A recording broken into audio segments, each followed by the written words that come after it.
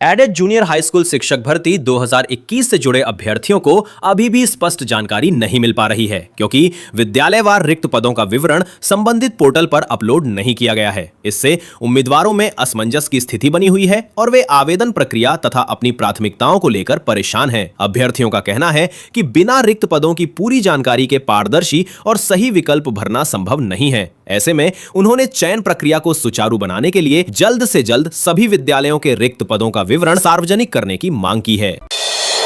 गाजियाबाद में संदिग्ध आतंकी साजिश से जुड़े मामले में जांच एजेंसियों ने 160 से अधिक सोशल मीडिया यूजर्स को रडार पर लिया है। ये यूजर कथित तौर पर देश विरोधी वीडियो को लाइक और शेयर करते पाए गए हैं। जांच के दौरान डिजिटल गतिविधियों की निगरानी बढ़ा दी गई है और संबंधित अकाउंट्स की प्रोफाइलिंग की जा रही है। सुरक्षा एजेंसियां यह पता लगाने में जुटी हैं कि इन यूजर्स का किसी संगठित नेटवर्क या आतंकी मॉड्यूल से सीधा संबंध है या नहीं। मामले की गंभीरता को देखते हुए साइबर और खुफिया एजेंसियां संयुक्त रूप से कार्रवाई कर रही हैं।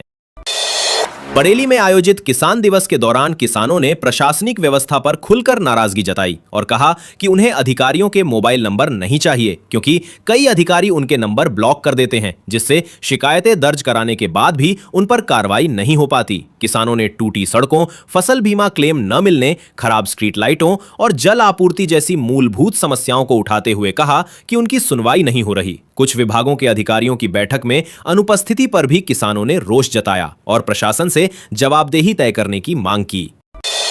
उत्तर प्रदेश में योगी आदित्यनाथ सरकार के 9 वर्ष पूरे होने के अवसर पर 26 तारीख तक सभी जिलों में विशेष मेले आयोजित किए जाएंगे। इन मेलों के माध्यम से सरकार की योजनाओं और उपलब्धियों को आम जनता तक पहुंचाया जाएगा। प्रत्येक जिले में प्रभारी मंत्री इन कार्यक्रमों का उद्घाटन करेंगे और विभिन्न विभाग अपने स्टॉल लगाकर योजनाओं की जानकारी, ऑन स्पॉट पंजीकरण और लाभार्थियों से संवाद करेंगे। प्रशासन का उद्देश्य विकास कार्यों की जानकारी सीधे लोगों तक पहुंचाना और सरकारी योजनाओं से अधिक लोगों को जोड़ना है।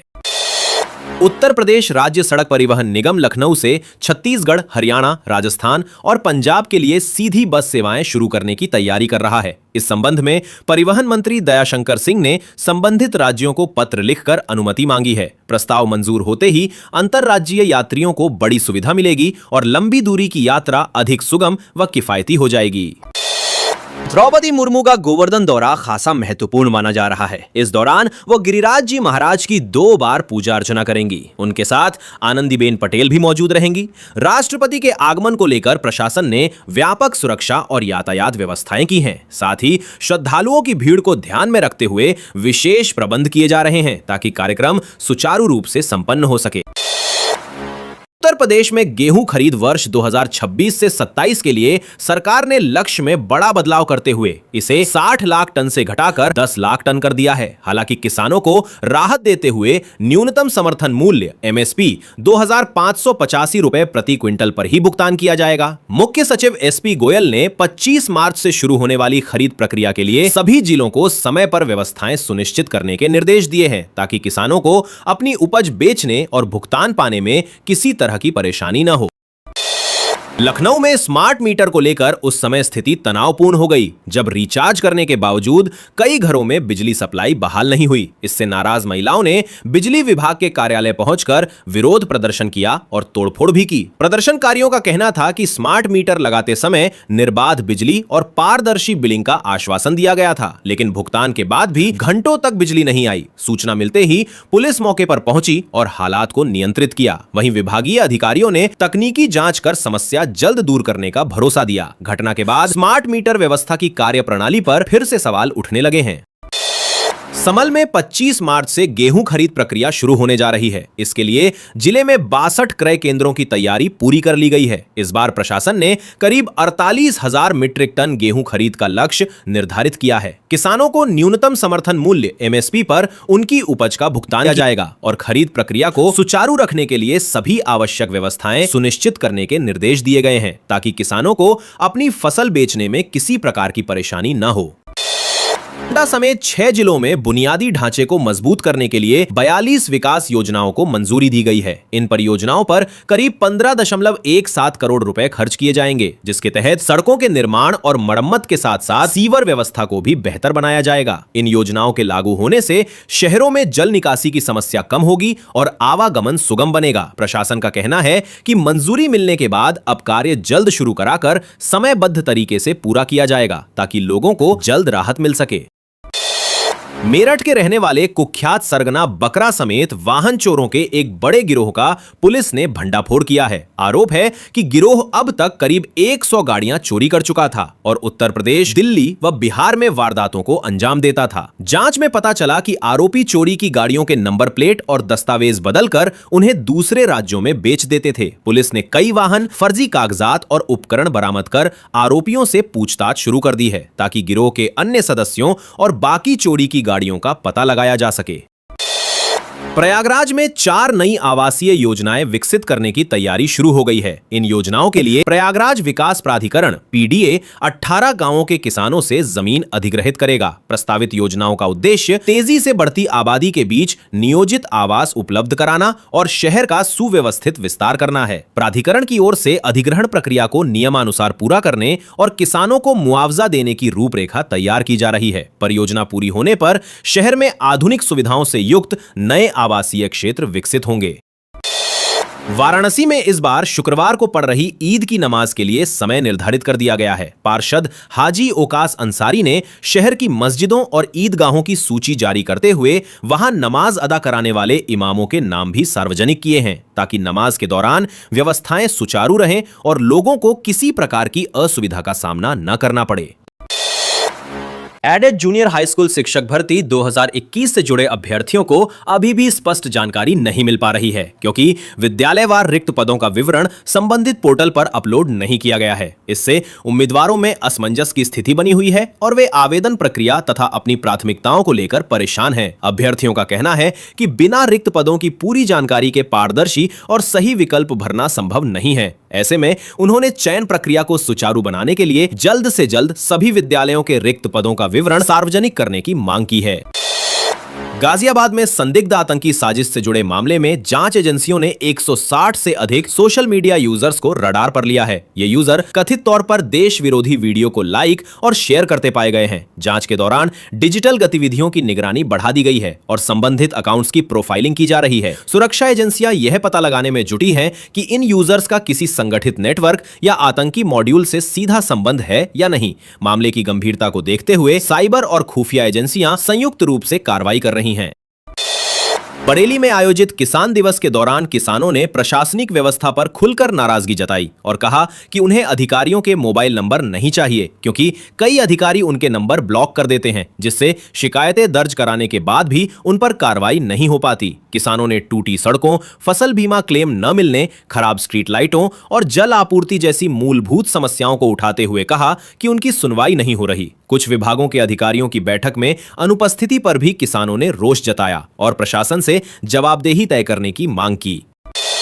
उत्तर प्रदेश में योगी आदित्यनाथ सरकार के 9 वर्ष पूरे होने के अवसर पर 26 तारीख तक सभी जिलों में विशेष मेले आयोजित किए जाएंगे। इन मेलों के माध्यम से सरकार की योजनाओं और उपलब्धियों को आम जनता तक पहुंचाया जाएगा। प्रत्येक जिले में प्रभारी मंत्री इन कार्यक्रमों का उद्घाटन करेंगे और विभिन्न विभाग अपने स्टॉल लगाकर योजनाओं की जानकारी, ऑन स्पॉट पंजीकरण और लाभार्थियों से संवाद करेंगे। प्रशासन का उद्देश्य विकास कार्यों की जानकारी सीधे लोगों तक पहुंचाना और सरकारी योजनाओं से अधिक लोगों को जोड़ना है।